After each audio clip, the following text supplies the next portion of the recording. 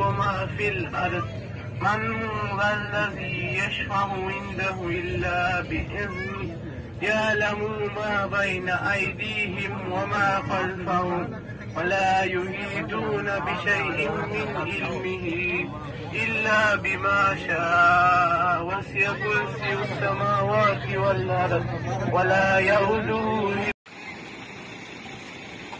এখানে আমরা বাস থেকে নেমে নাস্তা করলাম এবং যা যার প্রাকৃতিক কাজ সেরে নিলাম। আসসালামু আলাইকুম, সবাই কেমন আছেন? আশা করছি সবাই ভালো আছেন। আলহামদুলিল্লাহ আমরাও ভালো আছি।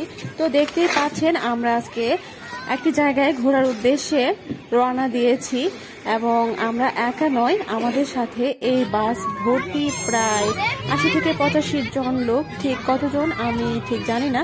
সবাই একসাথে রওনা দিয়েছি একটি জায়গা দেখার জন্য এবং যেখানে যাচ্ছি সেটা একটা বরফের জায়গা, বরফের রাজ্য। তো আমরা সবাই বাসের মধ্যে হই হুল্লোড় করতে করতে যাচ্ছি আর যাওয়ার পথে দেখা যাচ্ছে রাস্তার দুই পাশের যে সিনারিগুলো, দৃশ্যগুলো দেখতে খুবই ভালো লাগছে। আমরা সাধারণত যে জায়গার উদ্দেশ্যে যাই তার থেকে বেশি এনজয় করি রাস্তা দিয়ে যাওয়ার সময় যে মুহূর্তগুলো থাকে, যে সময়টুকু আমরা সবাই একসাথে যাই, সবাই আনন্দ উল্লাস করতে করতে যাই। আসলে এই ব্যাপারটাই খুবই ভালো লাগে। আর রাস্তার দুপাশের দৃশ্যগুলো আমরা খুবই এনজয় করি। আর দেখতেই তো পাচ্ছেন, ছবির মতো যদি কোনো দৃশ্য হয়ে থাকে তাহলে তো শুধু দেখতে ইচ্ছে করে। আর আমি বরাবরই চেষ্টা করি চারপাশের দৃশ্যগুলো ক্যাপচার করে রাখতে। বাসের মধ্যে উচ্চ ভলিউমে মিউজিক বাজছে, এই কারণে আমি আসল যে অরিজিনাল যে ভয়েসটা ওইটা আমি মিউট করে দিয়েছি। আর অনেকে আছেন আমাদের সাথে যারা যাচ্ছেন তাদের মধ্যে অনেকেই আজকে গান গাইছেন। এর মধ্যে দুই একজন ভাবিও আছেন, ভাবিদের কণ্ঠস্বরও মাশাআল্লাহ অনেক সুন্দর করে ওনারা গান গাইছেন। সবাইকে অনেক অনেক ধন্যবাদ যে আমাদেরকে আনন্দ দেওয়ার জন্য, গান গাওয়ার মাধ্যমে, কৌতুক বলার মাধ্যমে। এখন আমরা একটা বড় টানেলের ভেতর দিয়ে যাচ্ছি। এই যে আমরা চলে এসেছি বরফের কাছাকাছি। টানেলের ভেতর থেকে এই যে হ্যাঁ পুরা টানেলটাও শেষ হয়েছে আর বরফও শুরু হয়েছে। আমাদের বাসটি যখন একটি বিশাল আকারের টানেলের ভেতর থেকে মাত্র বের হলো, ঠিক তখন থেকেই দুই পাশে আমরা বরফ দেখতে পাচ্ছি। আর বরফ দেখার আনন্দে বাসের সবাই একদম হই হুল্লোড় করছিল। সত্যি ব্যাপারটা আমার কাছে খুবই দারুণ লাগছিল। আমাদের বাস কিন্তু ক্রমাগতই উপরের দিকে যাচ্ছে আর আমরা যতই পাহাড়ের উপরের দিকে যাচ্ছি আর ততই বরফের পরিমাণও বেড়ে যাচ্ছে। দুই পাশে এই যে দেখতে পাচ্ছেন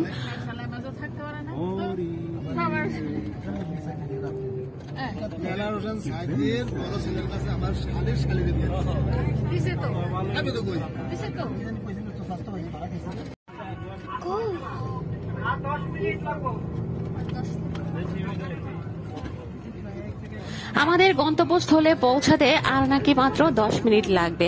আর এই কথাটি আধা ঘন্টা ধরে আমরা শুনে আসছি, আল্লাহ জানে আর কতক্ষণ লাগে। আর গুগল ম্যাপেও প্রায় অনেকক্ষণ ধরেই ওনারা দেখছেন যে বারবারই বলছেন যে 10 মিনিট লাগবে। আর যেতেও রাস্তাটা ততটা খারাপ লাগছে না, বরঞ্চ একটু বেশি ভালো লাগছে। আমরা কিন্তু এখন সমতল ভূমি থেকে অনেক অনেক উপরে আছি। আমি যেহেতু বাসের ভেতরে আছি আর বাসটা যেহেতু ডান পাশ দিয়ে যাচ্ছে, তাই বাম পাশ দিয়ে ঠিক আমরা কতটা উপরে আছি আমি দৃশ্যটা ঠিক মতো ক্যাপচার করতে পারছি না, কিন্তু দেখে বোঝাই যাচ্ছে যে আমরা কিন্তু এখন বেশ ভালোই উপরে আছি।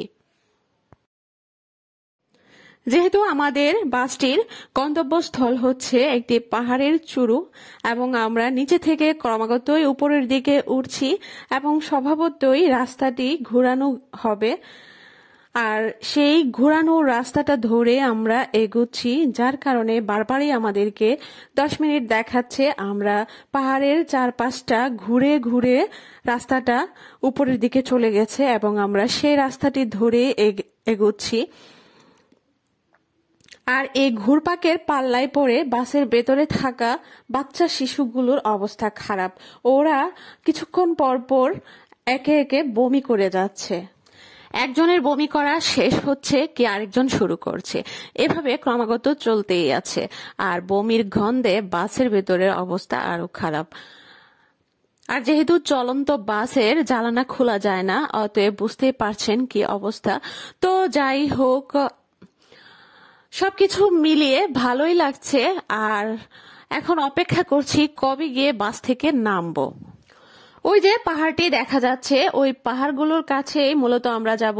এখানে পাহাড়ের 3টি চূড়া রয়েছে, আর এই 3টি চূড়া থাকার কারণে এই জায়গাটির নাম হচ্ছে ত্রেজিনেন। আমরা মোটামুটি এটার কাছাকাছি চলে এসেছি। আশা করছি খুব শীঘ্রই আমরা আমাদের গন্তব্যস্থলে পৌঁছাতে পারবো।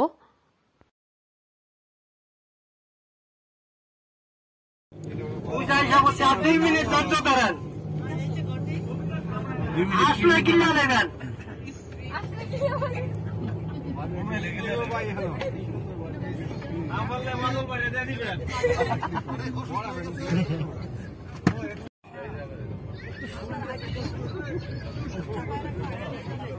আমরা এই পাহাড়ে উঠুন ইনশাআল্লাহ।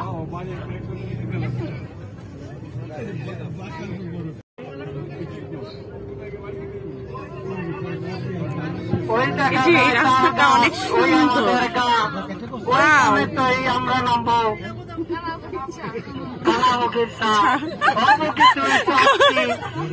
সবকিছু ভাই, এটা কেমন হইলো? আমি নিজে নিজে বানাইছি, অনেক সুন্দর হয়েছে।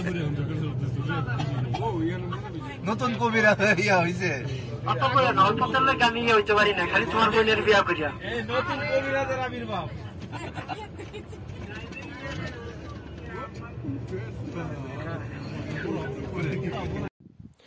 আমরা যেহেতু শীত প্রধান দেশে থাকি এবং আমাদের কাছাকাছি পাহাড়ি এলাকায় প্রতি বছরই প্রচুর পরিমাণে বরফ পড়ে থাকে, আর তাই আমাদের প্রতি বছরই বরফের রাজ্যে ট্যুর দেওয়ার একটা টার্গেট হয়ে থাকে। প্রতি বছরই বিভিন্ন মানুষজন এইসব বরফের রাজ্যে অনেক ধরনের ট্যুরের আয়োজন করে থাকেন। তবে আমরা আজকে যে ট্যুরটিতে এসেছি সেটার মেন উদ্যোক্তা হচ্ছেন আমাদের কয়েকজন শরীয়তপুরের ভাই। এর মধ্যে আমরা কয়েকজন আছি নরসিংদীবাসী এবং কয়েকজন ভৈরবের। তো সবাই মিলে আমরা আজকের এই ট্যুরটিতে অংশগ্রহণ করেছি, বেশ ভালোই লাগছে। বড় বড় জ্যাকেট পরে ভারী জুতা পরে যখন বরফের উপর দিয়ে হাঁটি, সেই অনুভূতিটা আমার কাছে চাঁদের দেশে নভোচারী অবতরণের মতোই লাগে। যতবারই আমি বরফের উপর দিয়ে হাঁটতে যাই, ততবারই ক্লাস 5-এর বইয়ে থাকা চাঁদে মানুষের অবতরণের সেই ছবিটি আমার চোখে স্পষ্ট ভেসে ওঠে। নিজেকে নভোচারী নভোচারী মনে হয়। আহ, সে কি ফিলিংস! এই যে রাস্তাটা দেখা যাচ্ছে, এটা আমরা অনেক আগে দূর থেকে দেখেছিলাম। আমরা এখন কাছাকাছি চলে এসেছি। আমাদের বাসটি এখানে পার্কিং করা হবে। তো পার্কিং শেষে আমরা এখন বাস থেকে নামছি। শীতে সবাই একদম ঠান্ডায় জমে যাচ্ছে। সবাই যে যার মতন ভালো করে প্রোটেকশন নিয়ে নিচ্ছে। আর এখানে দাঁড়িয়ে আমরা কেবল কারের টিকিটের জন্য অপেক্ষা করছি। এখান থেকে কেবল কার দিয়ে আমরা ঠিক পাহাড়ের চূড়োতে উঠে যাব। তো সবাই ভালো থাকবেন, সুস্থ থাকবেন, আর পরবর্তী ভ্লগে পুরোটা দেখার চেষ্টা করবেন।